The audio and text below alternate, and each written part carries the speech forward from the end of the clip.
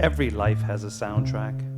Join me as we invite guests to share their journey through music, one song at a time. 10 moments, 10 memories.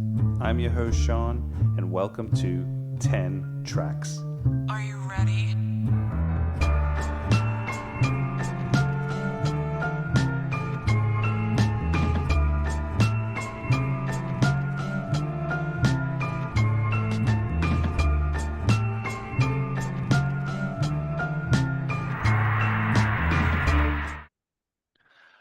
Welcome to 10 Tracks. My guest today is Harmony Kwiker. Harmony is a psychotherapist, author, and educator. She was born into a family of healers and began practicing transcendental meditation at just 6 years old. I want to know more about that. And that moment, it sparked a lifelong journey of self-discovery and purpose. Today, she's blending traditional psychology with spiritual wisdom. She's a visiting instructor at the Naropa Naropa University. University, and the founder of the Institute of Spiritual Alignment. Harmony, welcome to 10 Tracks. Thanks so much for having me, Sean. I'm excited to connect and chat with you. Thank you. Where in the world are you? I live in Boulder, Colorado, and that's where the university I teach at is. Naropa's here too. Yeah, okay. Tell me a little bit about where you grew up and your background. Yeah. Yeah, so I grew up in California, in Sacramento, and both of my parents were what we'd call hippies, very dedicated to community, to healing, to the healing arts, and to empowering and supporting others. And so I was really immersed in this culture of, well, both people who worked for themselves, right? I didn't see parents who were going to work for somebody else, and parents who were dedicated to a purpose. And I, was in the home when my mom was having workshops. She was a breath worker. She also taught belly dancing, and she was a coach. Back then, she wouldn't have called herself a coach because it wasn't as A welcome as thing. it is now. But that's really what she was doing. And my dad is a doctor of osteopath, and he's really committed to nutritional medicine, alternative health, homeopathy, and he's just a complete genius. So from the spiritual side to the physical side, it was like there was a fullness in my house. However, anytime I struggled with my own thoughts, my own behaviors, I would go to seek psychotherapy, and I was so disappointed. I couldn't believe how limited the therapeutic space was. I had seen I had seen people transform, especially through breath work, but also my dad's patients can overcome just such chronic illness. And then I would go to therapy, and I felt small. I felt reduced to my symptoms. And the setup was always that the therapist was the expert and I was just somebody to figure out and fix. And I Yeah. did not like it at all. So I, of course, being the person that I am, just wanted to study how to bridge that divide and how to create really sacred spaces in the clinical world. Yeah. So I mean, you've kind of blended traditional psychology Mhm. and psychotherapy with more, I guess, expanded in including healing and more alternative types of solutions or concepts. Yeah, and there's a word for it that most people don't know. It's called transpersonal counseling. And I Okay. teach in the I teach in the mindfulness-based transpersonal counseling program at Naropa. And transpersonal literally translates to beyond personal identity. And so when we're working in the realm of the transpersonal, we're the therapist, we're in our wholeness. We're a whole being, mind, body, spirit, sensations, intuition, and our clients are whole beings. We don't see them as broken. We're not looking at pathology. And and we're accessing the mystical and non-ordinary states of consciousness. So it's very dynamic. And very practical. It sounds kind of woo-woo and out there when I describe it, but it's very practical because the integration and the returning to one's true essence is so profound. There's not really even words I could put to it. It's such a sacred endeavor. Do do you think that today being a healer, being kind of more of a spiritual stroke um, type of coach gets a little bit more acceptance, or do you think it's still on the fringe? The paradigm has shifted hugely since I first began. So I've been a therapist for about 20 years. And when I was in school, they essentially taught us not to bring spirituality into the therapeutic space because spirituality was conflated with religion. And there was this whole fear that we were going to confront somebody's religious beliefs. And for me, spirituality is innate. It is the essence of who a person is. It's not dogma, it's not ideas. I don't insert my beliefs onto my clients, but I listen deeply to their spirit. I listen deeply to their soul, and I Mhm. invite them to also. Because I'm not the one trying to fix them. I'm just wanting to hear what their soul is longing for, what is unresolved in their system. And we know now through neurobiology that a regulated nervous system is essentially required to access higher states of consciousness. The part of our brain that has is associated with spiritual experiences, we lose access to it when we're dysregulated because Mhm. everything is mobilized for safety and survival. So I'm co-regulating with my clients and listening to them deeply and honoring their nervous system and the wisdom of their nervous system. And then they spontaneously access that innate spirituality. And that's really the essence of true self-consciousness, that spontaneous expression of life force. Mhm. So that is to say, so much has changed. It is so much more normalized now. The place where it is still stuck is with the insurance billing world because they're looking for the medical model, which really pathologizes clients. They need to improve enough to show that therapy is working, but they need to not improve enough to show that they still need it. And it's a very limited model that is broken. Yeah.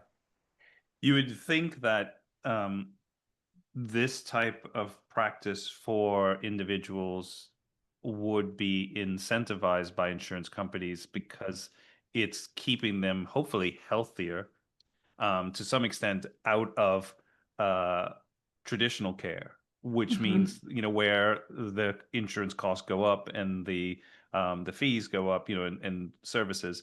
Not to say that having traditional hospitals or doctors or medicine is necessary at some Mhm. times, but I know working in the digital health space myself that a lot of hospitals want to try to get people out of there. They don't want to fill beds. They don't want to be, a hotel. They want to sort of, if people can cure or heal at home, and if there's alternative ways without the traditional, medicine. Maybe I'm speaking, in the US, I know there's like every other Yeah. commercial is basically an advert for some drug that you need because you're not straight or sane or normal and your body needs this to survive. But Mhm. um, not getting too political about it. But I think that um, I've heard when we talk about doing things around prevention and trying to keep people healthy in healthy cities, healthy lives, a lot of companies are a bit scared of that because there's no business model that they can generate, like they can follow. And so the paradigm needs to change. I don't know, your opinion, but Yeah, well, I mean, and here in the US, we have privatized insurance, which is like the foundation of the problem because it's all about making money for the insurance companies. But really, I think the biggest miss is seeing a person as a holistic system. Like when somebody has like a clear mental health and like emotional clarity and a connection to their body and a regulated nervous system and access to that higher state of consciousness from the parietal lobe recognizing their sense of belonging in this world, then they feel better physically. They are a better community member. They treat other people better because they're treating themselves so well, and everything starts to shift. But when we reduce a person down to their symptoms Hmm. and we're looking at them through this medical model as opposed to a holistic being, um, it's like we stay stuck in trying to fix as opposed to looking at the real solution, which is where we can cultivate true health and well-being. Do you think people get stuck with this badge that they carry around with them and they actually hold on to it rather than releasing it and realizing that no, you're not just this, even if you had this condition or something, that you're not stuck to it?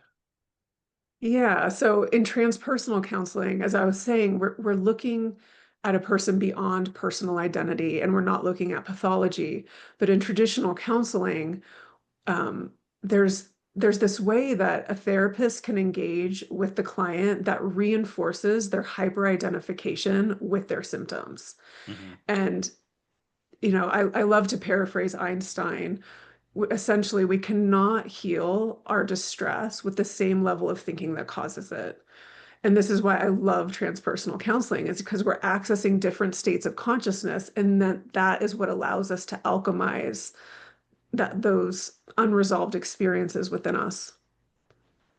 Do you think people have the power um, to heal certain ailments in themselves?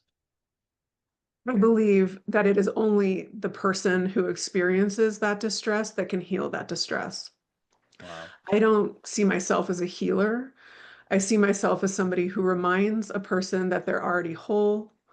I remind them how to access their own innate wisdom, and I facilitate them navigating their painful thoughts, their painful emotions until they arrive back into their, like, really what I'm looking for is I want my clients to be a safe space for their soul to seat in their body. And Hmm. so when we've experienced trauma, and we don't know how to be with our own distressful experiences inside, we perpetuate that trauma response. And the more hyper identified we are with our mind, we also perpetuate that. So by shifting into what I call awake awareness and processing from that awake state, a person can, like, find from their sovereign sense of self their way through that pattern in this very organic, nonviolent, gentle way. It's when the a person is given the conditions to find their way through those patterns, they will, because the system wants to return to health. The system doesn't want to be off balance. We've just been mistuned by the experiences we've had in life. Yeah. I think, I mean, a simple example that I can follow, and I'm assuming other people who are probably on my level would, if you think about if you get a cut in your mouth inside, it's the Mhm. fastest area that heals on your body. For some reason, there's something to do with, some sort of small or minor cut, and it tends to be rapidly. So if the body can heal internally like that, I can imagine what I understood from what you just said. There's got to be a ways if we support it and encourage it, that our bodies know that we are kind of wanting this to heal and not just accepting defeat in some type of um, whatever condition or illness that we would maybe current state would be in or something like that. What I love about your example, Sean, is, like, if you have a cut in your mouth, but you keep biting it, it's not going to heal. But if you create the conditions, meaning like you don't eat citrus and you don't bite it anymore, that healing is, I think it's magic. I think all healing is magic. And I think that in my field particularly, we don't talk about that. But I mean, a broken bone that mends, that's magic. And that comes from our life force. It's the health of our life force that actually creates that healing. And the same thing is true in the psychotherapeutic space. Do you think that technology and AI will support traditional clinicians or traditional medicine to look beyond traditional models and methods? I mean, it depends on how the AI is programmed, right?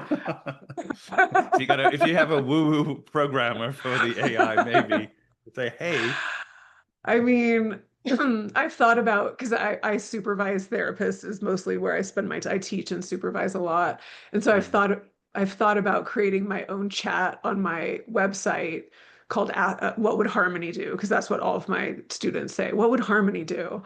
And yeah. I like to make the word harmony lowercase because to me, that's where you're going to find your answer. Like, where would the unifying force of all things, what would that do? Love it. But I want them to be able to ask that chat questions and I would program it. So I certainly think that it is supportive, but I mean, we are limited by our own edges. Like when we're sitting with a client and we don't know how to support them, there's nothing wrong with that client. We're just meeting our own edges where we need to grow. And the more capacity we have to be in that harmonious resonance with our clients, where we welcome everything, the dissonance, the darkness, the distress, the beauty, the sacredness of it all, that is where the reorganization starts to happen. I mean, I've heard a lot of stories, and I can only go with a leap of faith, and I don't know 100% because it's not, personally to me or anybody I've known 100% or personally. But you see that people maybe with some type of, or being diagnosed with terminal cancer, they, traditional Mhm. doctors or medicine tell them this. They want to try alternative options because they don't want to accept it. And I think that's pretty good that not accept it or want second opinion, third opinion, seventh opinion. And they go elsewhere. And I've heard of a place in San Diego. I think it's Michael, is it Beckworth or Beckwith? He's also does some stuff where people have been able to come out of this type of cancer and doing Yeah. stuff that is an alternative. And a lot of traditional doctors or might be like, well, we don't understand it. Mhm. And I'm not I- trashing or trying to slag off traditional yeah. doctors, but I'm just I mean, well, the thing is that there's like so many options on the menu, and that when we're like taught that there's just this one option and this one option holds the truth of all things, we're so yeah. limited. But so it's not really this either or. But I mean, my dad has had those experiences. He's 81 years old, been doing this for so long, where traditional medicine is just failing the patient, and they find their way to him by some magical kismet force, and they're cured of their cancer or of whatever the doctors couldn't figure out, you know. And so I'm not, might not happen 100% of the time, but I think that being open to the mystery of life is really like a normal and healthy and beautiful thing to do. And I do believe that true health and healing is possible. I I had a traumatic brain injury as a child, and I also had scoliosis. And so I, was sort of disassociated my whole life, and my spine was deformed. And I just decided when I was 18 years old that I was gonna figure it out. Like the doctors wanted to put rods in my back to fix my spine. They wanted to give me a brace. Nobody could figure out this TBI situation. And I would sit and meditate. As you said in the intro, I started meditating when I was 6, and I would have these like amazing transmissions that would come to me. And even though I forgot about meditation for, I was a teenager, I didn't keep doing it as I was a teenager. But when I was 18 or 19, I returned to it, and I would sit and I would just visualize my spine lengthening, just so that like the option was available to me, so that I didn't believe what the medical doctors were saying about needing a rod in my back. And from the time I was about 18 or 19 to the time I was 23, my spine lengthened 17 degrees. Wow. So my scoliosis lessened. By now, I'm 48 now. I'm almost completely balanced in my spine. Like if you looked at my spine, you would not see any. deformity. And my TBI too, like my mental clarity, my ability to do the work that I do. I've worked so hard to create the health of my brain and to overcome that dissociative state. Um, and and really like return to my body because it was a near-death experience. Hmm. At a very young age. And I remember the moment I returned to my body. I had never felt like I was in my body ever before in my life. And then there was this moment and I was here, like my soul landed and it was beautiful. So That is I believe, incredible. yeah, healing's possible. Wow. And when you were going through this and things were changing, what did the traditional doctors say? Well, I mean, I don't have a lot of I don't have a lot of interactions with traditional doctors because of who my dad is. Yeah. Um, I mean, but people are, genuinely amazed. They don't know really what to make of healing because the mind can't quite grok it. Um, but, every once in a while, I will go to an allopathic physician just to see what they would say, but I am always disappointed. I mean, even with an OBGYN, I'm always disappointed. I wanted help understanding perimenopause recently, so I went to an OBGYN and I'm like, I do not need all of those prescriptions. Like, that's not what's going to help me and all of those side effects. I'm going to find another way. Yeah. Well, let's dive into your 10 tracks, because I'm excited to understand a little bit more about these songs you picked. Track one is Elton John, and what a special title this song is from, was it Yellow Brick Road, Benny and the Jets. Um, this is called Harmony. This was like my first big statement in this world. It's a funny story, Sean. My dad was the attending physician at the hospital that I was born at. And so my mom was like waiting. I was 3 weeks past due. My mom was waiting for me to be born. My dad had said, "You named our firstborn. I get to name this one. Her name is going to be Blossom Joy." And so, like, that was the thing. My mom's going through a pregnancy, and it was 2 days before she went into labor with me. She was listening to Harmony by Elton John, and she said I started kicking like crazy, and she knew that that was going to be my name. And my dad was like, "Nope, Blossom Joy." And, so I'm born on Christmas Eve. So, she goes to the hospital. I'm born on Christmas Eve. My dad delivers me actually because he was working that day. And my older sister was there, and my dad brought me to her and said, "Here's your sister, Blossom Joy." And my sister says, "That's the wrong baby. My sister's name is Harmony." Wow. Yeah. So what did And you officially get? Harmony, yep, Harmony Dawn Kwiker is my full name. And, I think Blossom Joy is also a lovely name, but clearly there's some karma here with me with this name. For many years, I thought that because my name was Harmony, it meant I had to be okay with everything. I thought that being the person to bring peace meant not having an opinion, not stirring things up, being very quiet. And so I was very quiet when I was younger. And I remember there was this one day I was actually like, I started listening to this song, Harmony by Elton John, when I was like in my teens. My mom had, all of her records, and I would sit in my room and listen to all of her classic rock. And I looked in the mirror and I just had this like epiphany that really harmony is the unifying force of all things, which means that I also bring light to the dissonance, that I also bring awareness to the shadow. And that's where true harmony happens.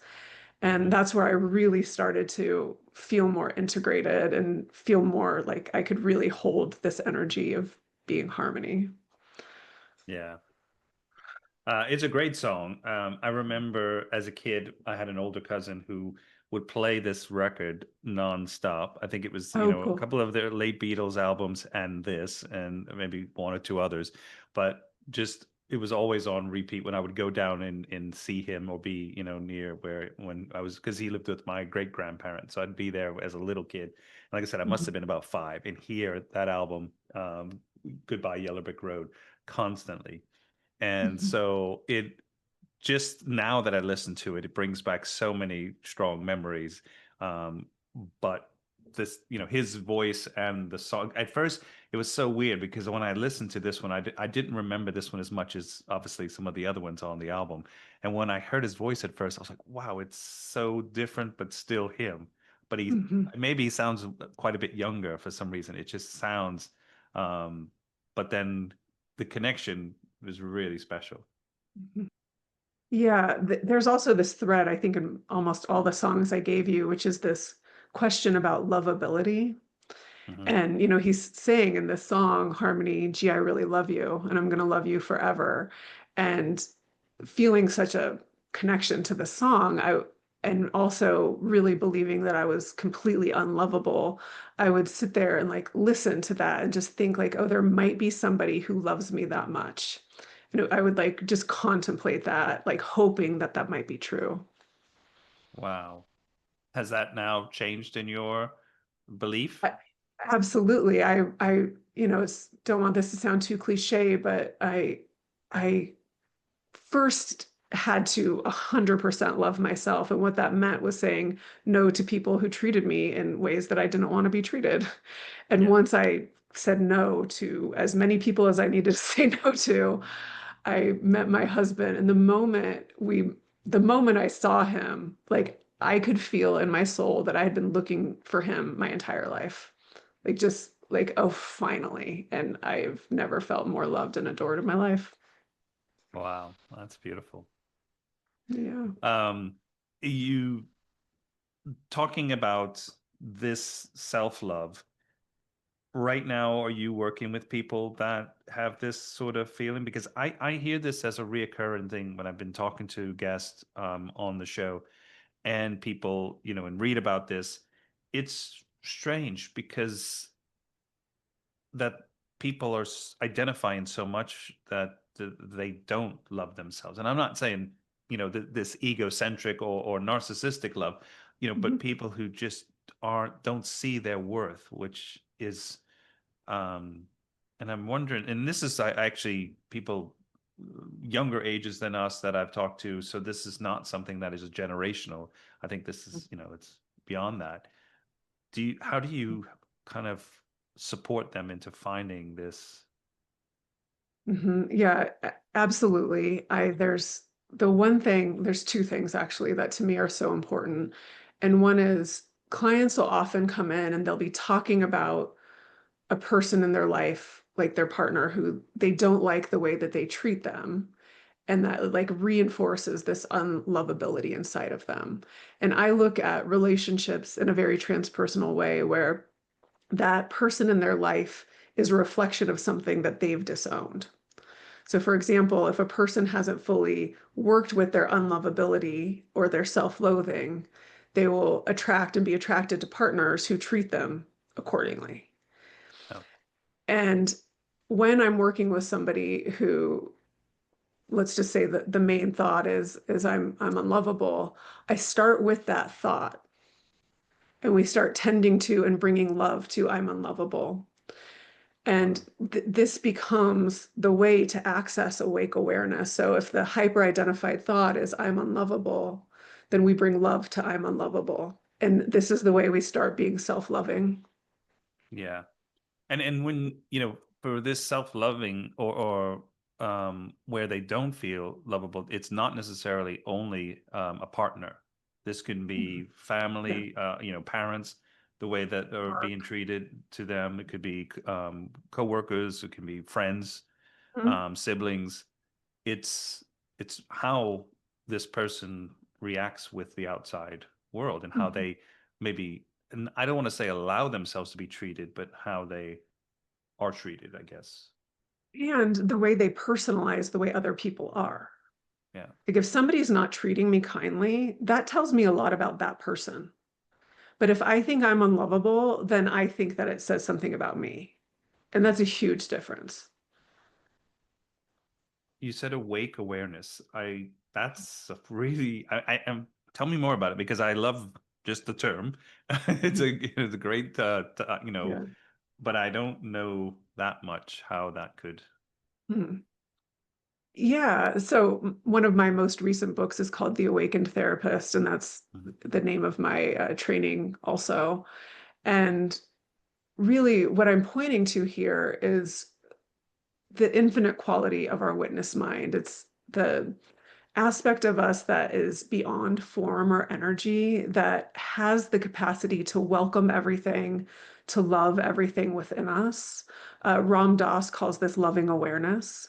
Mhm. I call it awake awareness because it is that part of us that is awake to all of who we are. Like we don't resist any part of us when we're resting in awake awareness. So There's a, really, mhm. no, sorry, good. Yeah. So if most of us are walking around in ordinary awareness, hyper identified with our thoughts, our personality, etc. When I'm working somatically, I'm inviting a person into what's called subtle awareness of direct experience of the here and now in their body. And that's like a bridge towards awake awareness. But when we start to shift into awake awareness, we go into a more expansive part of ourselves, which is ultimately the bridge to true self-awareness.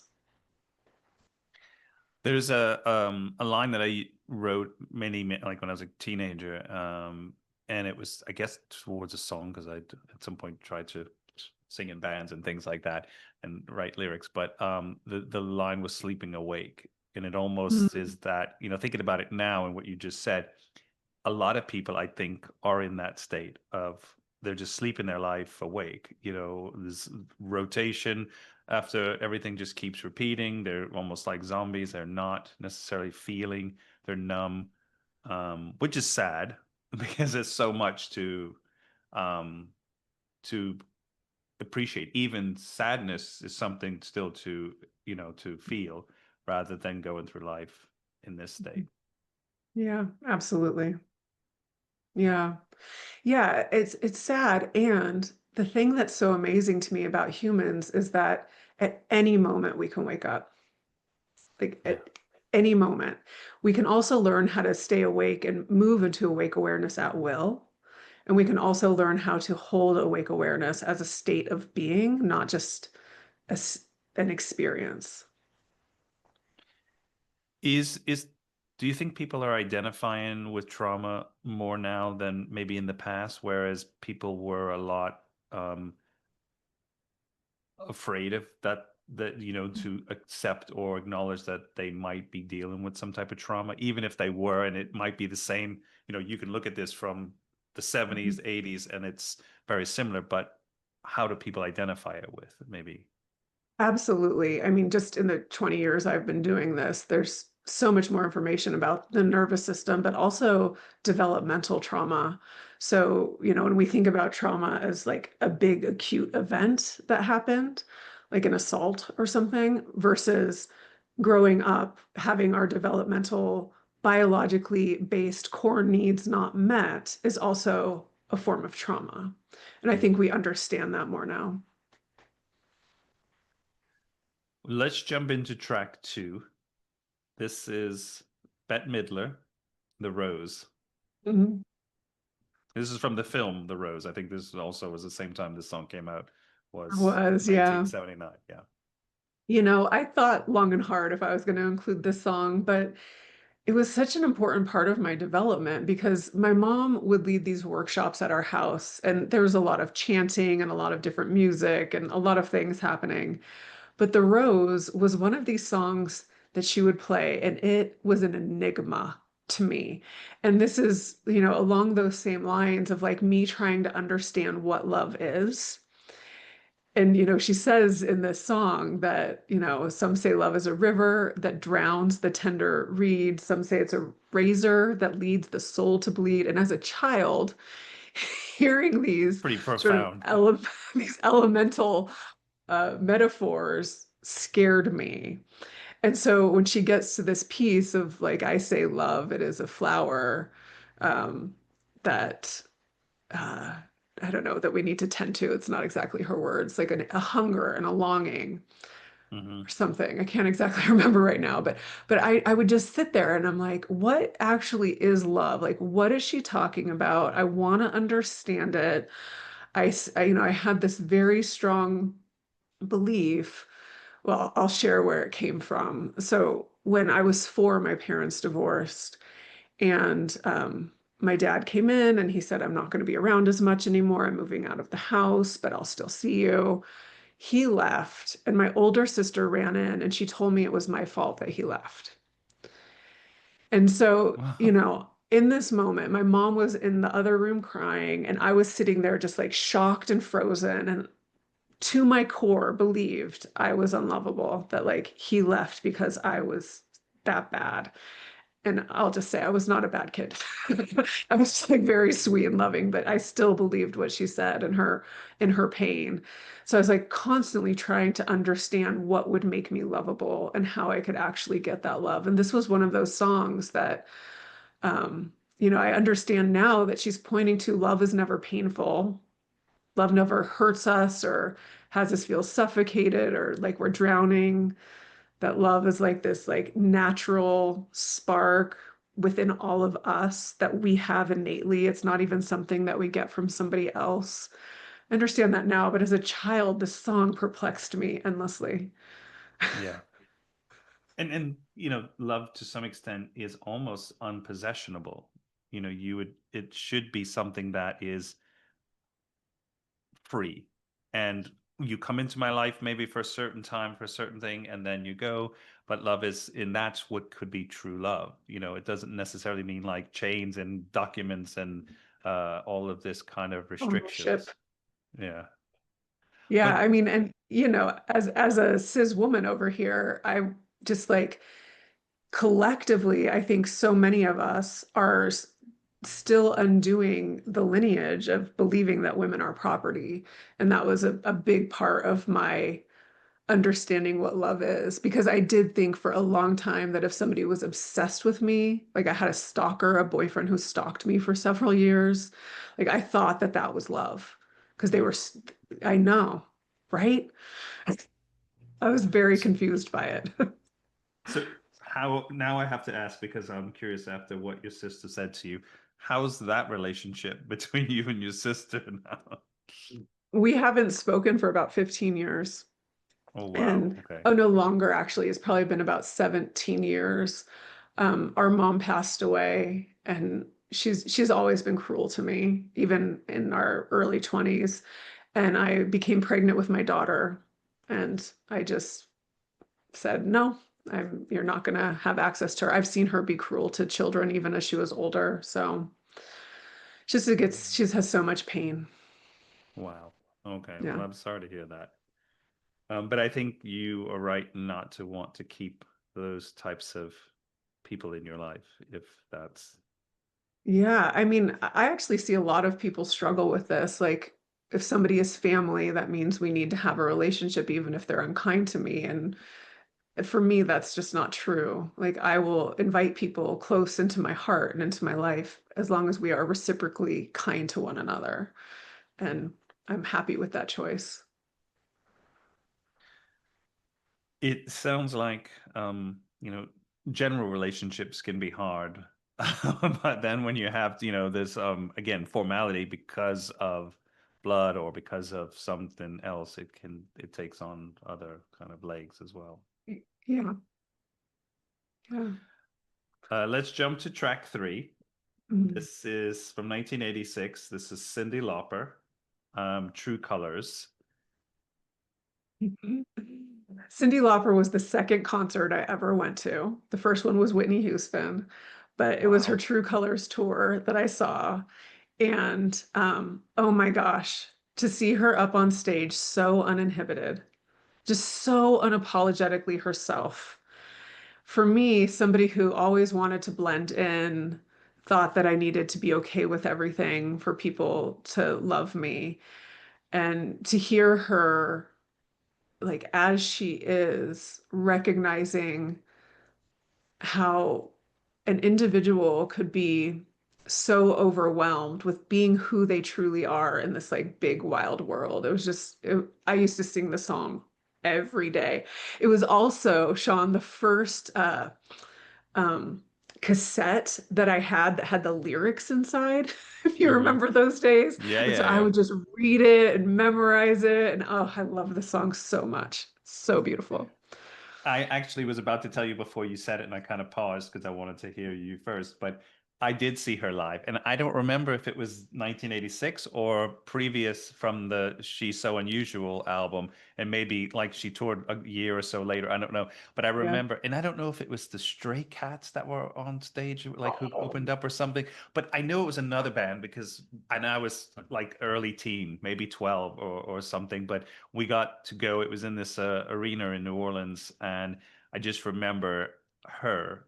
But again, I think she was a lot before Madonna, as this iconic kind of female, eccentric and very yes. kind of different and stood out, but being herself and true to Yeah. herself, as the song says.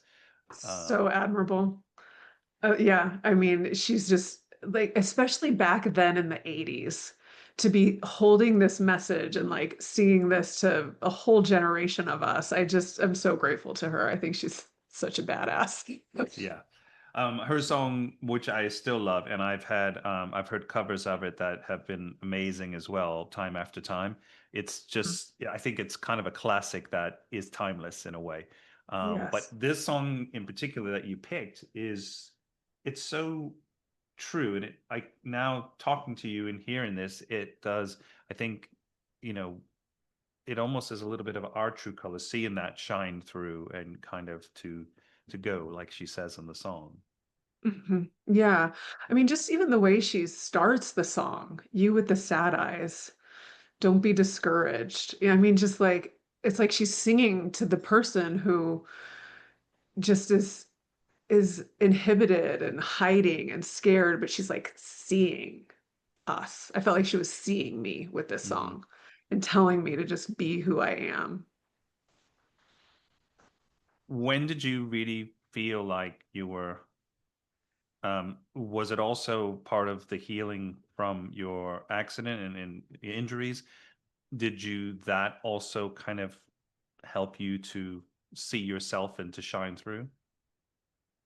You know, it's been just such a journey. You know, there's been many, many different times and places in which um, that healing has happened and my ability to integrate it. When I was in undergraduate, I taught yoga and Pilates, and this was like right around the time of 9/11, Hmm. and I would sit in my little studio apartment and meditate. I gave away my TV. I just like was so dedicated to finding my way through my pain.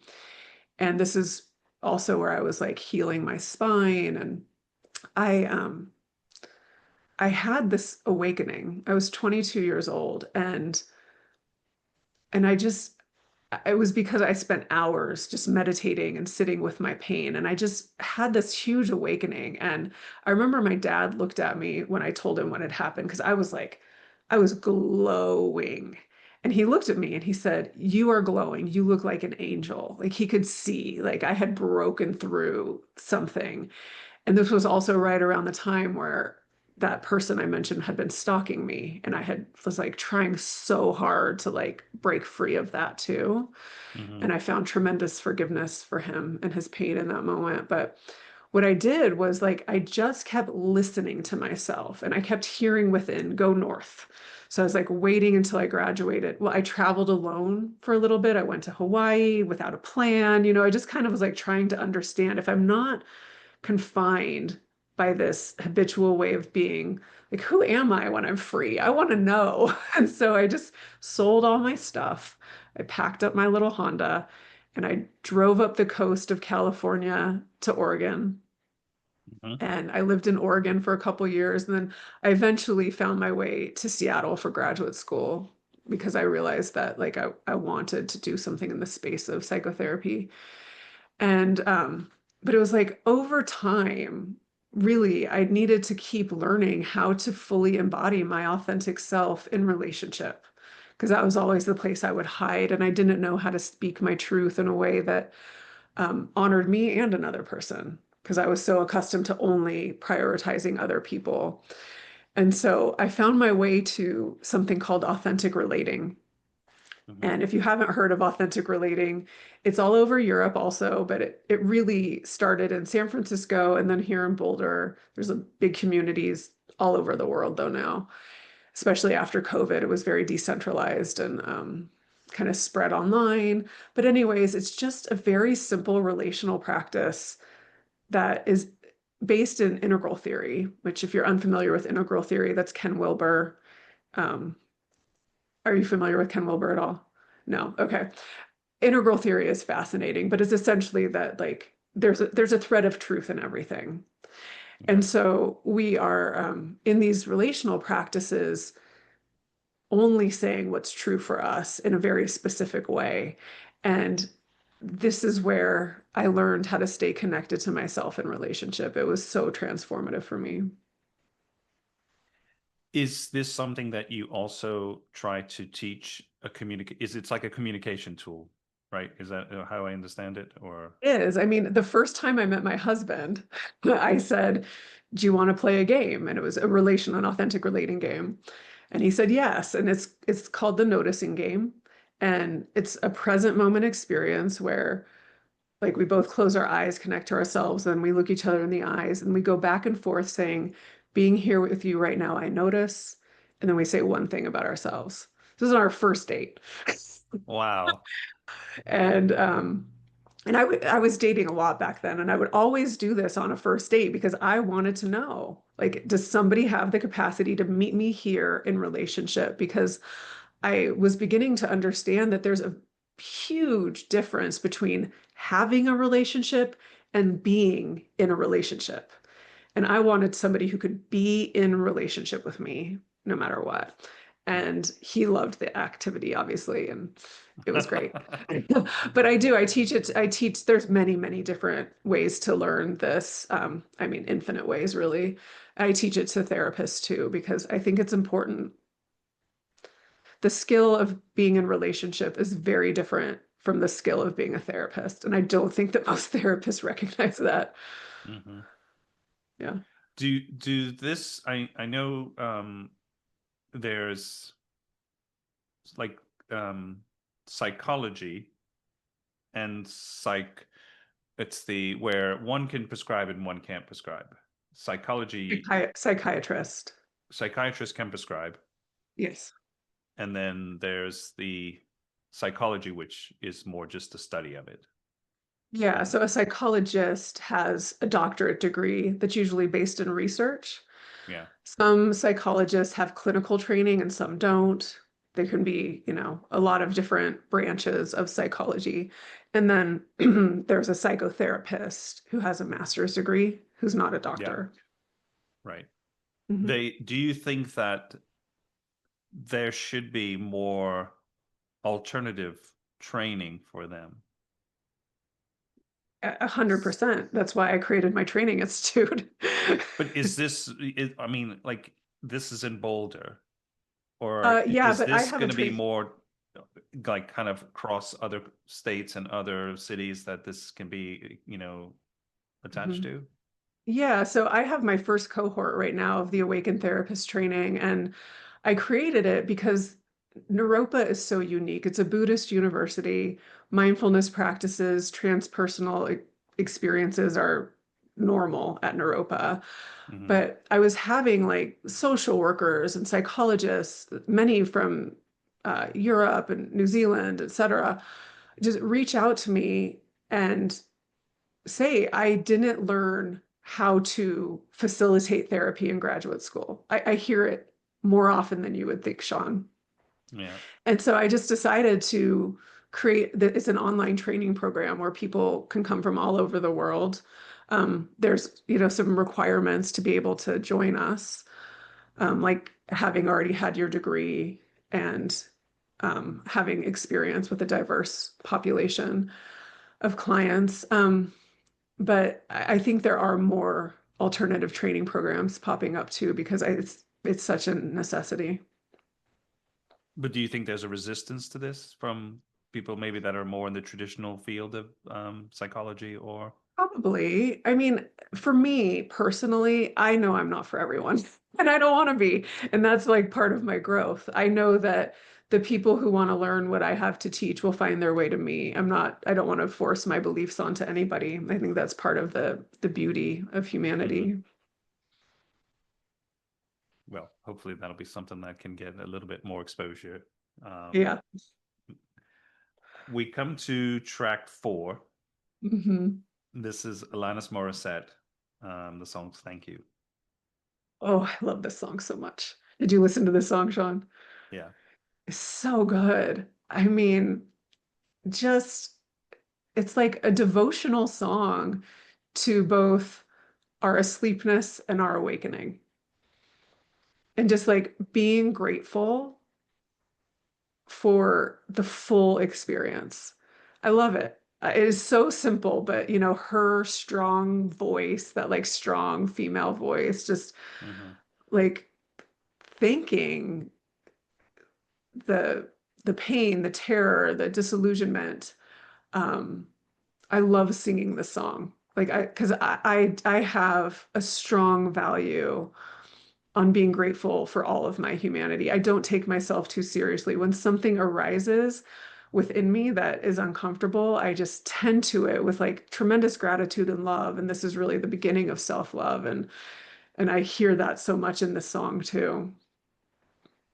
I think her voice, there's definitely this passion in how she sings, and I've noticed it since she's, I guess, first came out and kind of hear her songs, and um, the fact that she obviously attached to such a broader audience was incredible because she sounds very, I don't want to say alternative, but I feel like she has that roots, and although it has been kind of more accepted or I think accessible, I feel like she still stayed kind of true to her style and Yeah. her her thoughts, her words, her kind of emotions. And I think a lot of women definitely can relate to that, and I think men had to kind of listen to realize this is not going away. This is kind of a feeling that is should be uh you know learned or to understand.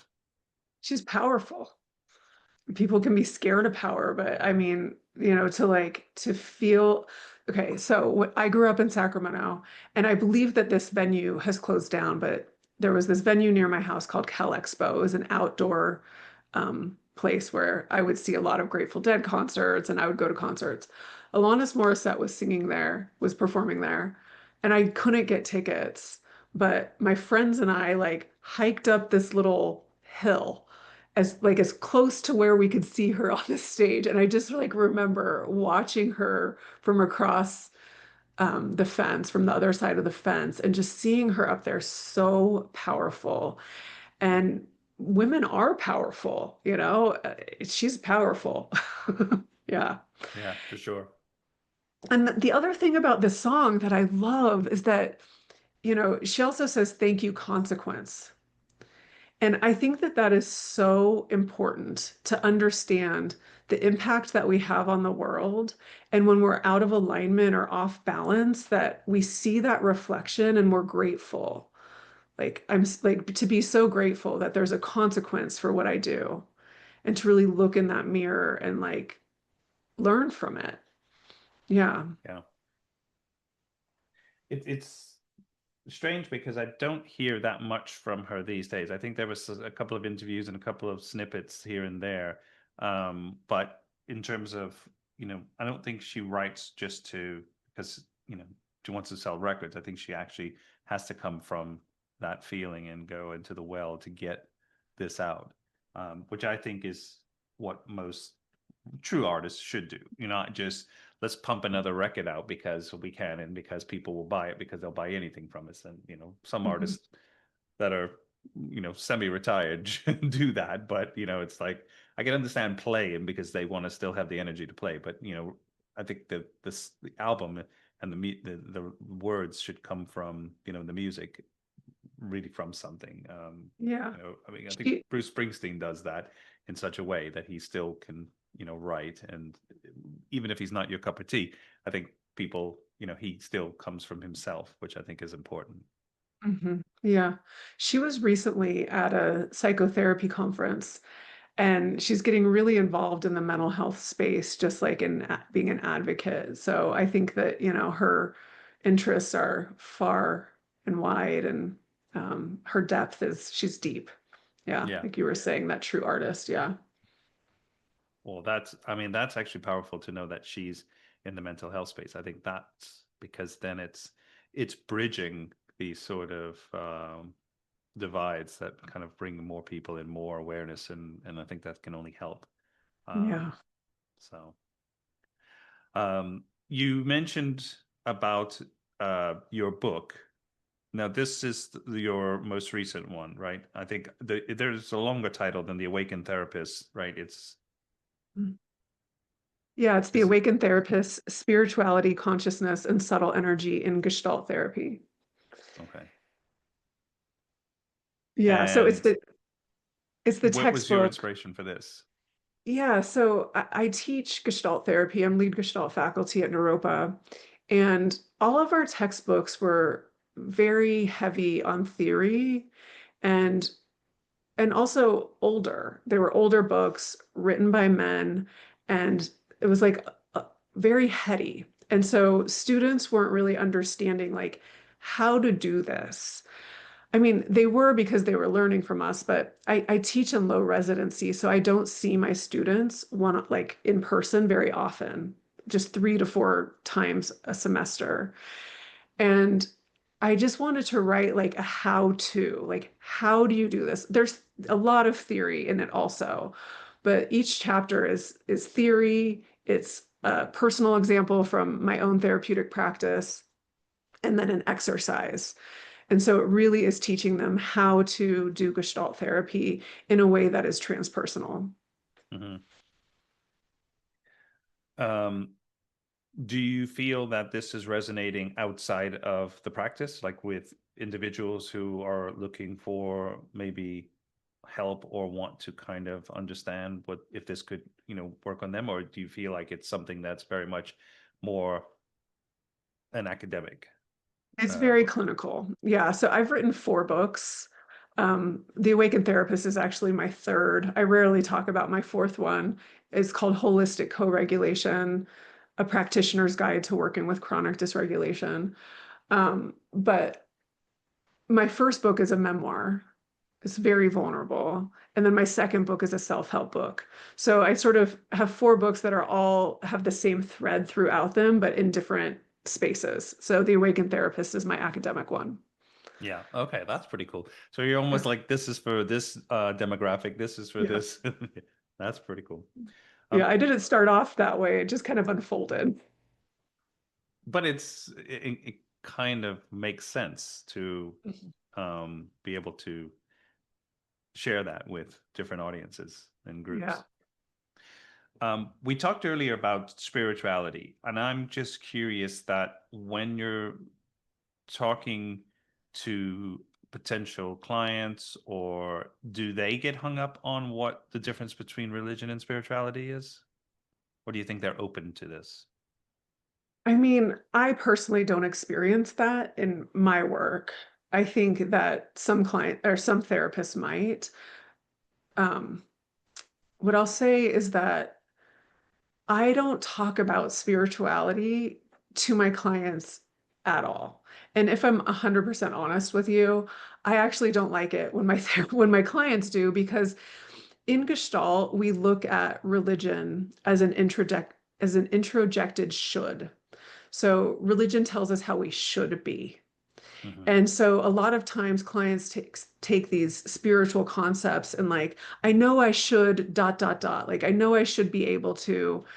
And to me, I can work with that. It's fine. But I don't want religion to become sorry, I don't want spirituality to become this goal that highlights where a person is flawed and out of alignment. I just want us to come into the here and now and welcome everything that's within the client so that we can find our way through what they're experiencing. Spirituality in my work with clients is like the result of the work, like where the client feels more reconnected to their innate spirituality. I don't say that to them, and they'll usually say stuff like, "Oh my gosh, like I can see clearly now," or "I feel more like myself than I've ever felt." So we don't even name it as spirituality. It's just more of that like felt sense, really, of feeling spiritually connected. Like I belong in this world, Yeah. you know? Okay. Yeah. That makes sense. It almost like if you had to sort of define it, you could use the word spirituality, but in regards to doing it, you're not trying to say, okay, now we're going to go through the spirituality part of this Exactly. whole exercise, blah, blah, blah. That's really interesting. I think, because I think when people are looking for labels to put on stuff, it tends to get in the way of the work. Mhm. Just Yes. to, The mind convolutes and like and the ego can create these traps for us, and really we're just wanting to come back to like the balanced health of the system. I catch myself sometimes this, and when I'm with my wife and we're, oh, she's like, what did you have for dinner? If she's traveling or something, and I was like, oh, I was good. I didn't need Oh, anything bad, and it's like she's like, yeah. no, don't say that, because it's so true. Why, it's not whether whatever I eat or whatever I, consume, it shouldn't be, oh, I'm being good, or oh, I Yeah. was being bad because I had a chocolate or something, like ridiculous. But Hmm. we catch ourselves with these silly putting that emphasis on ourselves. And I struggle sometimes, and I have to catch myself, because it is like a silly label, I think, to attach, and in my mind trying to um, think that when I'm being good and when I'm not being good or so. Yeah, and as a therapist, it's so important to hold that neutrality. I see it all the time with new therapists. They like see something in their client, they think it's bad, and so they have to fix it. And if they are not holding that neutrality, they're actually inhibiting the process. Yeah. We get to track 5. This is Erykah Badu, In Love with You. Yeah. Oi, I there was a long time in my life I was such an Erykah Badu song. I love her so much. This particular song is so interesting to me because when I would listen to it over and over again, and this was when I had first met my now ex-husband, and this song in particular, even though I love it and it's beautiful, it again confused me about love. And I think so many songs do this to people where they're writing about this experience, but that experience isn't of its health. So particularly, I don't care what your family says, I'm in love with you. Like for me, I should have listened to my family and not been in this like obsessive, it's just you and I against the world, you know? And Mhm. so there's like something that's like sort of romantic and seductive about the song, especially with the repetition and like the back and forth between the two of them. But there's also something that's like, huh, to me that like I really wish I would have listened to more. But I mean, her voice Oh. is, it's just, there's something about it. I mean, I'm not like, don't know a lot of her work, but the stuff that I have heard, and I mean, a lot of people talk about her, it's like, so I do know that's why, some circles where they're just like, she's this powerhouse. And then I've seen her other, when she's been singing or just joins another kind of featured on another artist's record and stuff like that. And it obviously takes the record to another level. Yeah. Um, but her voice in this one in particular, I really liked, because I wasn't that Yeah. familiar with the song to start with. Oh yeah. No, her voice is so spectacular. And like I was saying, there's like this seduction just even like in the way that she sings that I feel so drawn into. Um And I would say actually with a lot of her songs, when I look back at where I was in my life and some of the stuff she was singing about, I think it was like matching this illusion about love that I had. Hmm. Yeah.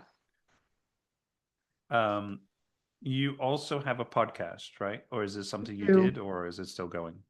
Yeah, no, I do. It's called the Awakened Therapist Podcast. Yeah. Okay. Now, is this obviously a little bit more broader in terms of trying to, the audience you're reaching is going to be a more general audience compared to clinical or a specific, as in some of the books? It's, I mean, I gear it towards therapists. I do therapy demos on there, which is, uh, very much geared towards therapists, but I've had quite a lot of people reach out to me who listen to it who are not therapists. But all of my topics are speaking directly to therapists and teaching about transpersonal counseling. And really, what I'm wanting to do is bring transpersonal counseling bigger into the space of therapy. Mhm. Now, there was another question I had with we talked about obviously from as an early age you were kind of into or doing some meditation. Is this something that you said you kind of lapsed in your teens, but then went back to? Is this something that's still that you have come back to now at your age? I mean, every day I've learned. I started more like rigorously when I was a new therapist. I would meditate before every client, but I would say every day I do a mindfulness practice, even if it's short. I like to begin my day by reminding myself where I want to live from. And I actually think this leads into the next song, if I'm remembering is it Deva Premal? Hmm. Yeah. So, um, I didn't mean to segue into that, but actually I'm glad it was a good segue. Did it on purpose, listeners. No. yeah.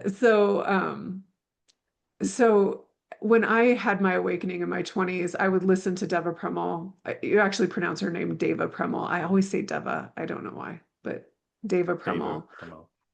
And and I would just like kind of drive around in my car and listen to her music. She's a kirtan singer, and kirtan is Sanskrit mantras repeated over and over again. Did you listen to this one? Hmm. Yeah, yeah. Yeah. Yeah. Um, and so it was really at that time where I started to, well, I had been meditating a lot, but this is to answer your question. So I meditate every day and I also work with my own energy. So I'm constantly clearing my own energy, which is part of my contemplative practices. But like even before I came on here with you, Sean, I do a devotional practice for everything that I do. I'm very intentional that for me, everything is spiritual. Everything is a sacred encounter. This to me is a sacred encounter. And every time I go to teach and every time I sit with another person, to me, it's all sacred. And this song really so it's called Gayatri Mantra. And it Hmm. really, really like embedded in my soul. And I think this is the beauty of Sanskrit and kirtan in particular, is that like it creates this vibration within us. But the song itself is really a prayer to Like a Hindu evoke, prayer. say it again. It's like a Hindu prayer. It's a Hindu prayer, but all kirtan is a prayer. So Okay. this one in particular is a repeating mantra of asking for enlightenment, asking for divine source to be at the center of every thought we have, and to really illuminate our mind with consciousness. And Yeah. so I would sing this song over and over again. I actually saw her perform recently here in Boulder, and it was magical. Wow. Okay. Yeah, but I'm a huge fan. Yeah. One of the, I was trying to get some translation to see what, to understand what you were saying. And the line you basically, it was roughly, may the divine light illumine our hearts and minds. Yes. I think that's part of when she was saying, or Yeah. one verse. And in many ways, that is how I start my day, but singing it, I mean, saying it out loud in English. I look at spirituality very much through a non-dual lens, like where religion is looking at spirituality as like there's this divine source outside of us that's going to decide our worth in some way. And when I pray, I'm really praying to that divinity within me Yeah. and asking that to guide me to be at the center of everything I think, everything I say and feel and do and create, and at the center of every relationship that I have. And so I start my day with that intention every morning. Do you feel that people, all of us, have this energy, that we are just energy? Yes, absolutely. Like this, that is the return of spirituality. Like the true self-awareness is really that consciousness that is the life within all things that gets obscured by trauma, ego, thought, seeing other people as a separate other. And so to me, all healing is a return to that light. How do you help people who go through trauma of losing loved ones and having that sort of, it could be a child of theirs or Mm-hmm. something, it could be a family member, relative, but this kind of loss, because obviously if we're energy, you know, Mm-hmm. where obviously that person's no longer next to you or no longer talking to you on the phone, but their energy is still somewhere. I think I don't know for sure, Yeah, but I believe that, or at least I hope yeah, I believe that. yeah. I believe that too. And in Gestalt therapy, we have a technique called the empty chair. And Mhm. so that we can invite the consciousness of that person into the chair and like be in relationship with them. I often have clients just spontaneously feel their deceased loved one embracing them. I also work with ancestral lineage quite a bit. And so, like, when we're in that transpersonal space, those mystical and non-ordinary experiences happen quite spontaneously and in a really deep and profound way. So it's really an invitation. If the client doesn't want to, we don't do that. I've never experienced that, but Mhm. every experiment that we do in Gestalt, it requires consent. And so I might say to a client, like, I think I'm sensing so and so here. What do you notice when I say that? And normally the client's like, I can feel that too. And so now we have the shared understanding of like, okay, that consciousness of that person is here. And then I'll say, are you open to trying something? Mhm. And then the client will say yes.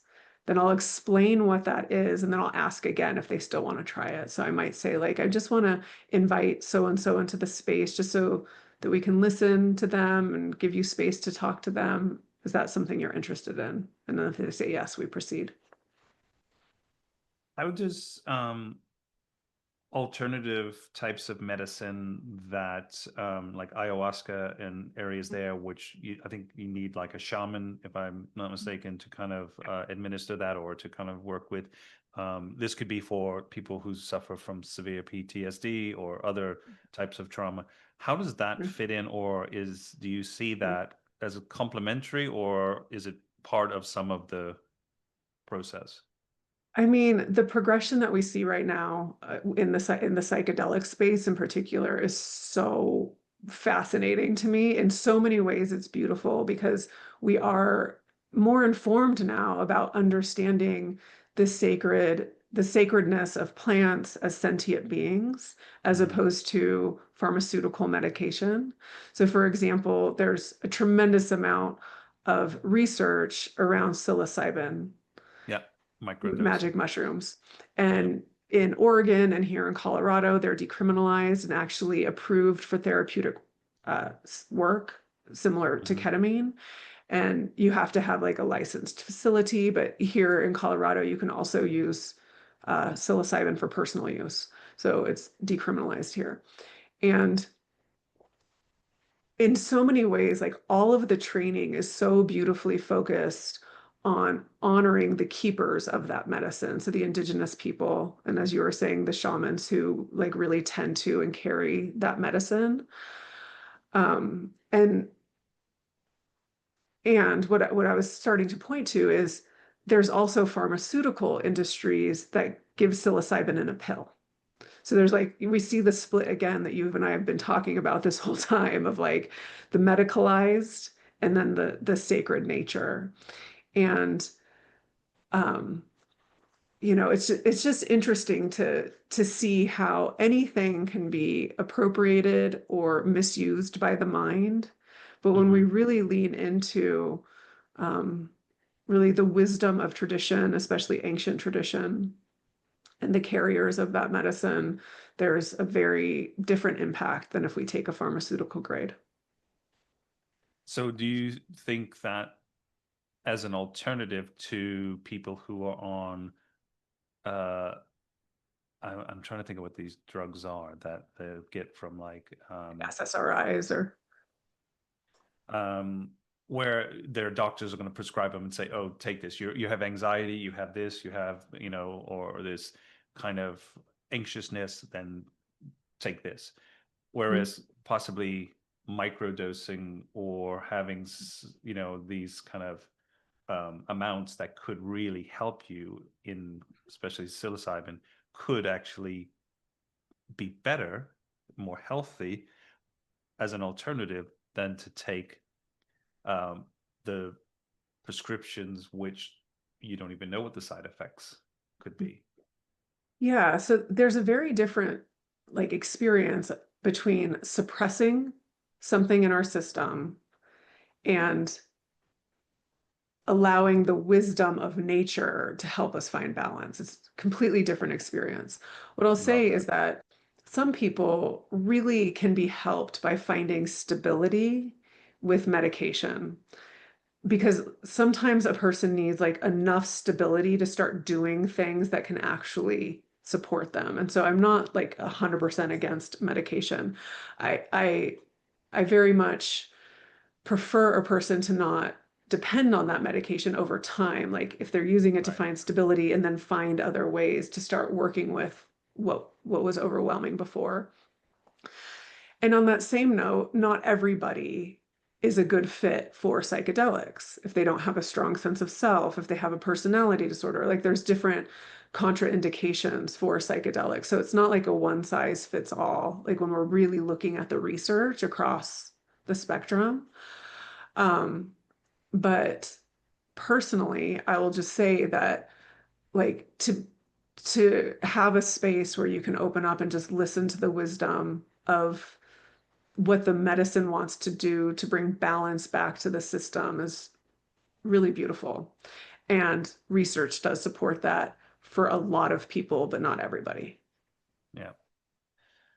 It's very interesting, and I'm fascinated by it. I don't know enough about it, but I'm curious, and I find it intriguing because I think a lot of people who are hurting or who feel this kind of anxiety, I wish that they would find alternatives. I'm not sure how this would impact people who are diagnosed as bipolar or areas that are quite, like you said, some they need some stability. Mm. So I imagine this could be, but if they had the and were encouraged or had the support to Mhm. kind of look elsewhere than just because I know I've had friends who had addiction drugs, and then they try to get off the drugs, and then they have to take alternative kind of drugs for the addiction, and they feel like they have this helmet on. They're Mhm. walking around with this type of helmet, which is trying to numb them from obviously the addiction, but also from normal just thinking and Yeah. working. Yeah, I will say that psilocybin, the research with psilocybin and addiction is amazing. The efficacy has been shown to be great to help people who are struggling with addiction, anxiety, and treatment resistant depression. Um, but there was something I was going to say as I was listening to you, and that is that I think that it's important for if anybody listening is considering looking into psychedelic assisted therapy to understand like what you were saying about a microdose is very different from a macrodose. So when we take a microdose, it's almost unperceivable. Like you can perceive it a little bit, but it's not like what you would think about with like going on a whole journey and like being outside of yourself in any way. Right. And I think that here in Colorado, anyways, the regulatory board was talking about the importance of a person experiencing a microdose before they do anything higher, like to understand what the experience can be like, because it can be quite destabilizing for somebody who doesn't have that strong sense of self to just take a big macro dose and not really know how to integrate it. Yeah. Okay, that's interesting. Hmm. Um, let's jump to track 7. Okay. This is Adele, Rolling in the Deep. I We definitely know. take a turn here. It's such a turn. This song came out when I was like getting ready to leave my ex-husband. And Okay. I think I was, I mean, not quite, like I was just starting to get ready and I was pregnant with my son, and my daughter and I would like drive around and like belt this song out. And um, there's just like, there's something to me so beautiful about ballads that like get to heartbreak and like the struggle of heartbreak. And I think it's such a universal human experience to feel disappointed in relationship and to also simultaneously not know what to do about that. And I was Mhm. really, really struggling in that when this song came out. And so this song was sort of like my anthem at that time. Wow.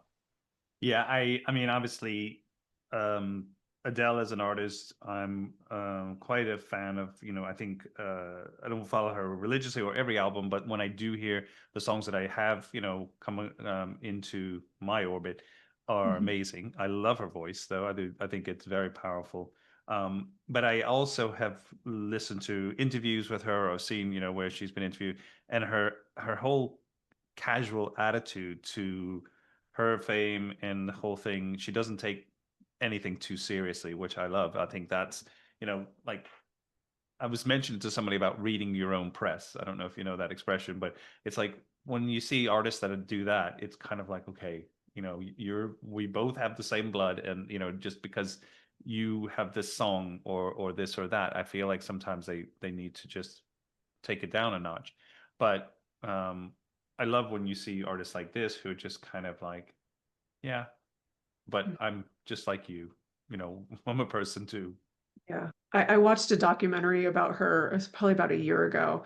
Very low budget documentary. Like it wasn't even like a very good picture, but I'm so fascinated with her. I wanted to learn more about her. And it was right around that time that Amy Winehouse biopic came out. I don't know if you saw it on Amazon, but I watched it like 4 times because I'm also a super fan of Amy Winehouse.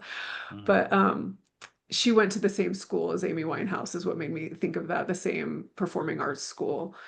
And I think from what I gathered from watching that documentary is that her voice is so natural to her. It's just like breathing, right? So when you're talking about her, like, yeah, like to me, she's like, yeah, I just breathed. She's Yeah, like, that's just what happens. exactly. She's unimpressed with herself. But she has such impact, and that's incredible. Absolutely. Absolutely. So this song in particular for you, though, this is it kind of lets you a time with your daughter, but also right around that you and your husband were separating or divorcing. Is this, pre? Yeah, the preamble to that. Yeah. Yeah, I mean, even just the way she opens the song with "There's a fire starting in my heart," like it was that. It was like I was starting to feel that spark of like, oh, I'm gonna die if I stay here. And there's this fire inside of my heart. And I know this isn't exactly what Adele is saying, but the way I related to it was like, and I need to tend to this fire and find my way outside of this Mhm. situation. It took me several years, but because like when I was done, I was like fully done. I was trying so hard to get him to not be critical, to not put me down, to not be controlling over the children. And I was like realizing like that's gonna just kill my fire if I spend my life trying to get this person to be reasonable and kind and loving. Like that's not why I'm here on this planet. Do you find that a lot of people are in the same, they're going through the same thing, and they're in relationships that probably they shouldn't be, and are struggle to kind of have that strength to get out? I find that a lot of women who I work with who feel like they're unlovable or who believe they're unlovable, like try so hard to earn that love by getting their husbands to love them. Like if I could Wow. get him to be kind to me, then that means I'm lovable. It's very unconscious, but like that's sort of that motivation that happens there. And historically in my field, it was really uncommon for men to seek therapy. That's luckily changing now. Like I work with a lot of men actually, and many of them come and like want to learn how to be a better partner, how to treat their partner as a beloved, to be cherished, and not understanding why there's all these walls around their heart. So beautiful. It's some of my favorite work right now. Um, but to find that place where the person that we're with wants to stay the same and doesn't want to change, it can be heartbreaking, like to invest so much time into a relationship and realize, oh, he's more invested in being in control and misusing his power than he is in creating a relationship with me where I feel safe and loved. Like that's heartbreaking. It's devastating. And yes, I have a lot of clients who come to that place of reckoning. How do you identify if you have male clients? Can you identify them that they're in that position? They're the person, like you're saying, like your ex-husband. The men who come to me come because they want to transform, and so they just genuinely tell me, like, I don't like the way that I'm treating her, or I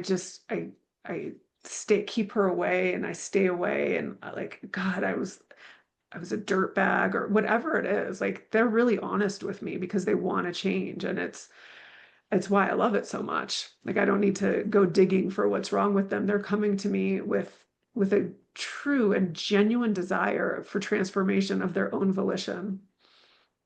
Yeah, that's incredible. Hmm. We jump to track 8. Okay. This is Trevor Hall, 2009. I got the chills already. He's my favorite. He's the love of my life. I wasn't familiar with him. I've heard the name, but I wasn't familiar with a lot of his music. So this is good. I'm ready. Like, I've probably been to 20 Trevor Hall concerts. He lives here in Boulder, with his wife and their children. And yes, I am a super fan and converted my husband into a super fan because we need to go to Red Rocks to see him anytime he's there. Mhm. But this song 2009 is actually a cover. And I usually don't love Trevor Hall covers, but this song in particular is so powerful to me. And it gets back to what I was just saying with Adele. So 2009 is when my daughter was born. I Mhm. didn't hear this song until much, much later. It didn't come out, but basically the lyric is saying it's not 2009 anymore. I don't have to hide anymore. I just have to take my light and shine, And so he's really talking about like freedom. It's not that time in my life anymore. And this song, like I can sing every word.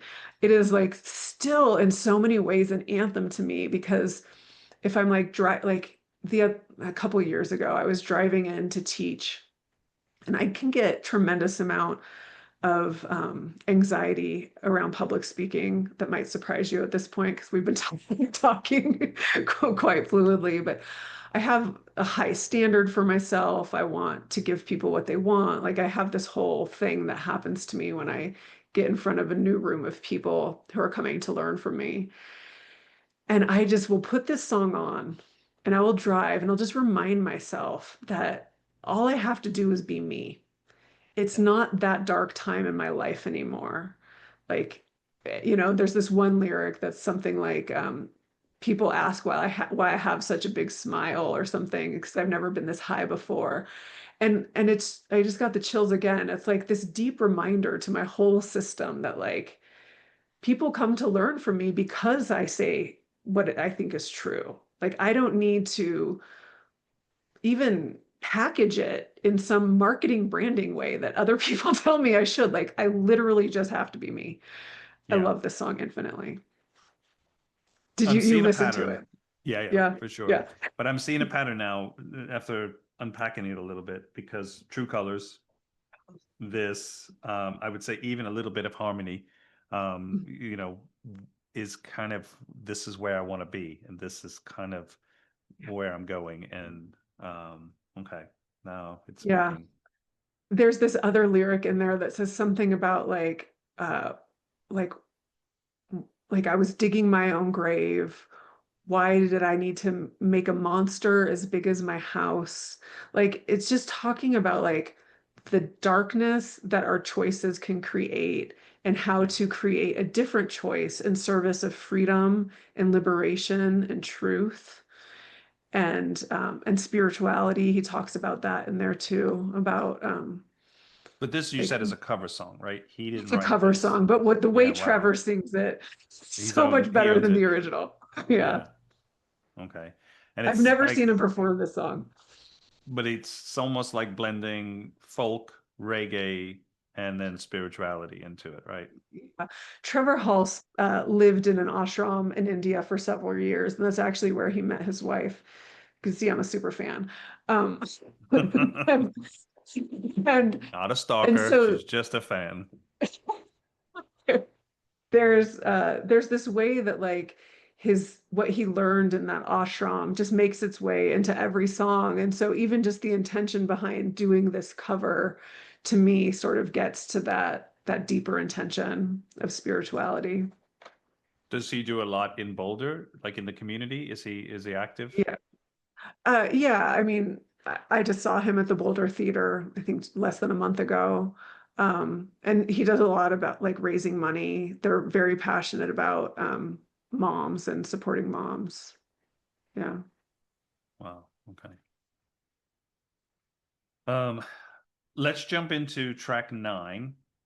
This is Rising Appalachia. Yeah, I think they pronounce it Appalachia, Rising Appalachia. Appalachia. Yeah. Okay. They're two Resilient. sisters. Yeah, Resilience is the song, Rising Appalachia. They're two sisters from North Carolina, is where they live now. Okay. And they come from music. So their parents are musicians. And it's a kind of like a bluegrassy, folksy. They open up for Trevor Hall a lot, but I love them so much. The way that they create harmony together as sisters is really beautiful. This particular song, they're joined by Ani DeFranco, who is also a badass.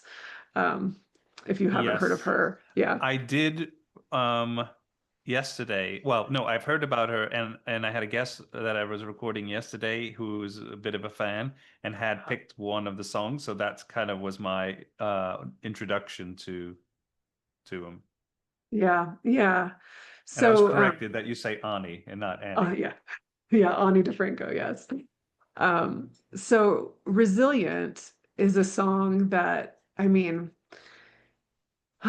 it's so good. And again, it's like, it's talking about how using our voice and like showing up to the table again and again and again is just so important and with such nonviolence. But this song in particular, I've heard live several times. I see them quite often, but they were performing at the Chautauqua Amphitheater. And if you've ever been to Boulder, there's the Flatiron Mountains that are like the backdrop of Boulder. And Chautauqua is this little park right at the base of that. And they have little cabins that you can rent out, but they also do music there in the summer. And so it's like a barn. It's like kind of like this rustic barn amphitheater. It's kind of small too. And this was their closing song. And it was the most powerful performance I have ever seen. They opened it up with land recognition with Indigenous people, Mm. and they like created this beautiful ceremony. And when they sang the song by the end, it was like it's just so empowering. It's just this call to us to do good in this world and to yeah, to keep showing up. It's just a beautiful reminder. Yeah, love that. How long have they been going? A long time, a long, long time. Yeah, I'm not exactly sure. They have many albums. They're indie, so they don't have representation. And they do come to Boulder a lot because they have a big following here. But Yeah. They have amazing drummers and violinists who accompany them. And yeah, I mean, you just have to listen to them because the harmony that they create together is spectacular. There's one other thing that I wanted to ask you about now is doing your with some of the coaching you're doing, and I guess outside of the university, you also have like an online certification training, right? I do. Yeah. The Awakened Therapist training, there's 4 levels to it. So level 1 is the introduction, where you sort of learn the foundation of transpersonal counseling through a Gestalt therapy lens. And it's 100% online. And then in each level, we go deeper, like where therapists will really learn to do the depth work of deep healing and repair with their clients. Hmm. And Yeah. does the your recent book, does that kind of accompany this training as well? 2 recent books, The Awakened Therapist and Holistic Co-Regulation, are required textbooks for the course. Yeah. Gotcha. Okay. Yeah. Excellent. Okay. What's next? Oh, professionally? Personally, Personally? I professionally, don't know. everything. Yeah, I don't know. I'll just say that like I am a person who loves working. It's kind of interesting. Like I feel rejuvenated by it. My love for humanity is reinforced every day. And so I also am a person who I get an inspiration and then I do it. And so I just wait for inspiration to come. Actually, as I say that, my most recent inspiration is a collaborative book with my dad. My dad and I are going to write a book on psychological homeopathy. Okay. Yeah. Wow. Okay. And this is something now, what lens are you going to come at that from? Well, he's a doctor and I'm a therapist, and so it really is a collaborative lens. He has just the most amazing case studies, and I really want people to know that there's a gentle, energetic medicine that you could buy on Amazon or your health food store for very inexpensive that can really support the resolution of chronic symptoms such as trauma, mood disorders, delusions of the mind. It's so Mhm. gentle and so effective. What can you, what this is? Homeopathy? Yeah, Have no, you? no, but you just purchased that on Amazon, or is there a You certain have to know what to buy. That's the okay. thing. That's why we're writing the book. It's homeopathy. Like, for example, there could be like 80 remedies for anxiety. But when you Okay. know the one, so it's common for people to think homeopathy doesn't work because they've taken the wrong remedy. Gotcha. And if you take the wrong remedy, you'll feel nothing. You won't be aggravated. It won't have any effect on you. But if you take the right remedy, it's like, oh my gosh, I can't believe I feel this good. It's like magic. And I know you're in the UK, but the royal family uses homeopathy. MLK used homeopathy. Like the, when you really look into it, like so many people really benefit from homeopathy, but so few people talk about it.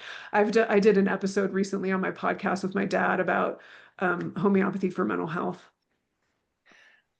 Do you think that you could create a digital version of this? So where I'm going is I work with a lot of organizations and tech companies that do some benchmarking and analytical types of, if you answer this question here, it'll bring you down this path, which could potentially have an online survey or something where people could fill out to get to the right homeopath that, I see what you're thinking there.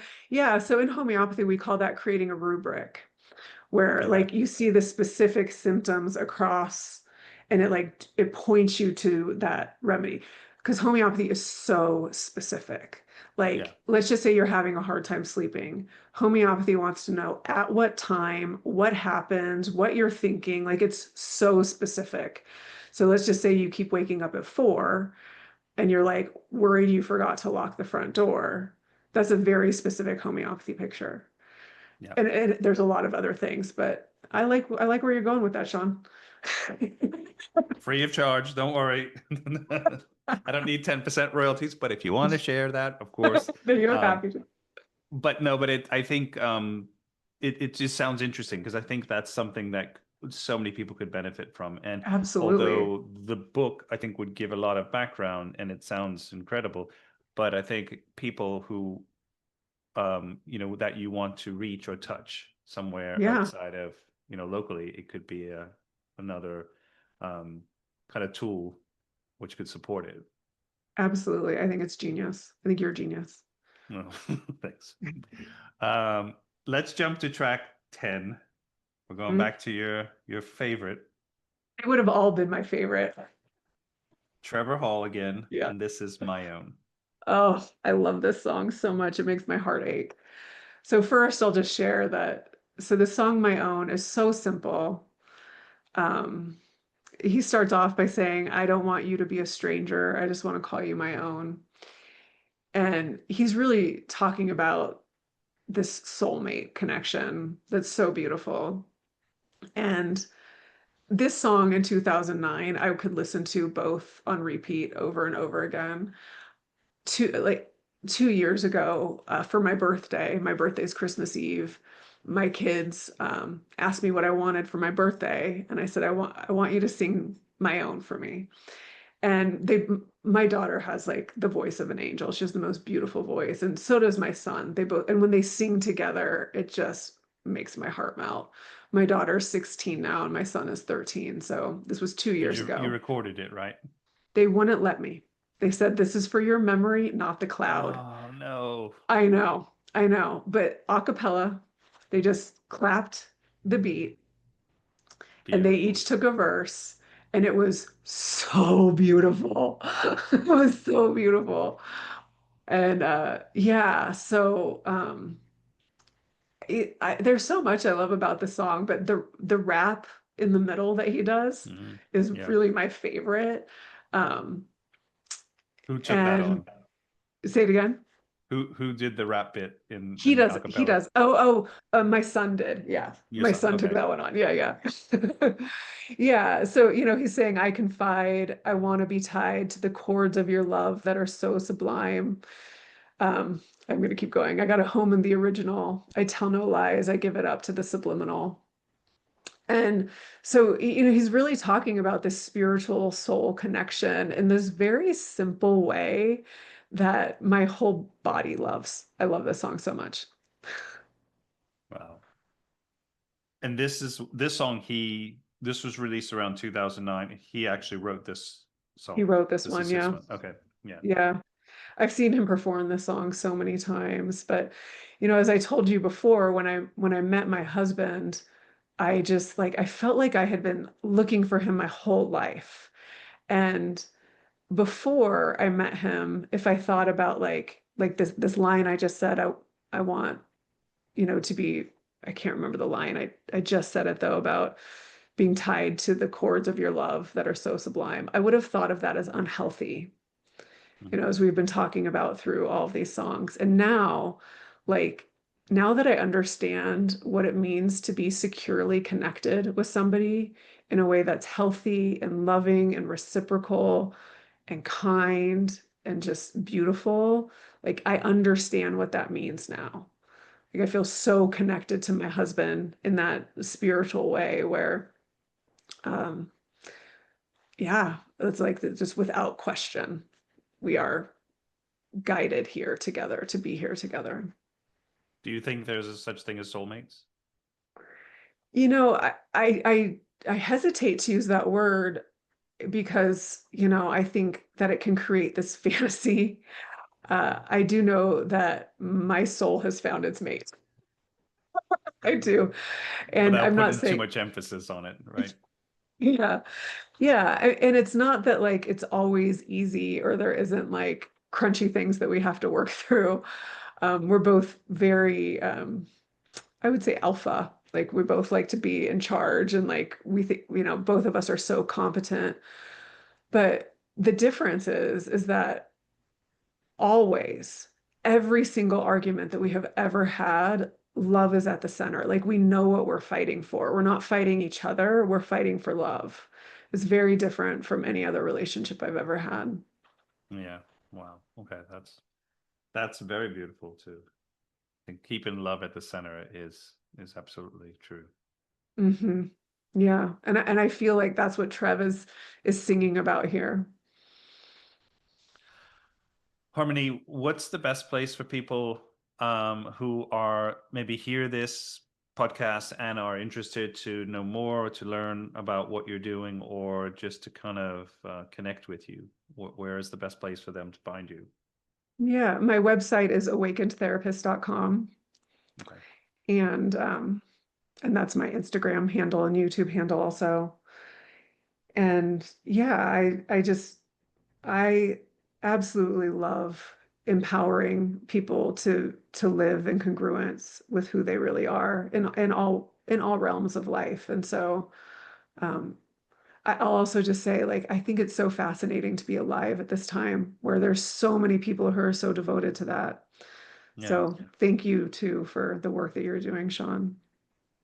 Well, I'm really appreciate you sharing so much, because again, I don't really know a lot about this. I won't pretend to even, but I'm fascinated and I'm very curious. And I do believe, I try to look in my wife and I, in our life, we try to look for holistic ways of living and to, for healing without just going the traditional route, and just things that we can do to keep ourselves as strong as possible. So I'm fascinated, and like I said, I probably have 10,000 more basic questions that I would ask you, but for now, I think this is a good snapshot into it.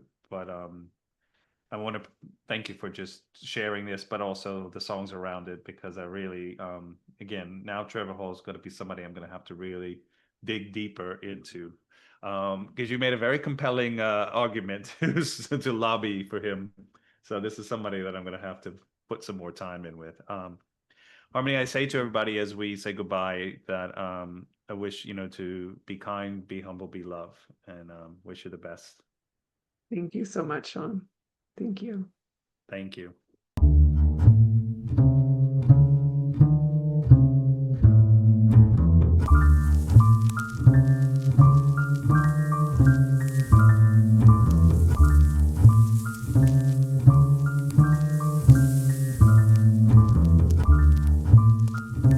Pretty vacant times.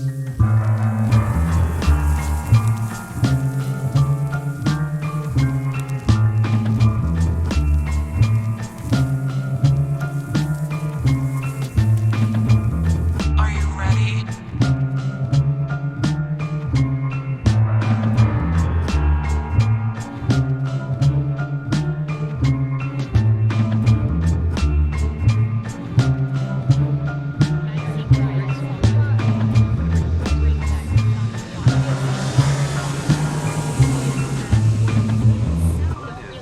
It suffers for his sports jacket.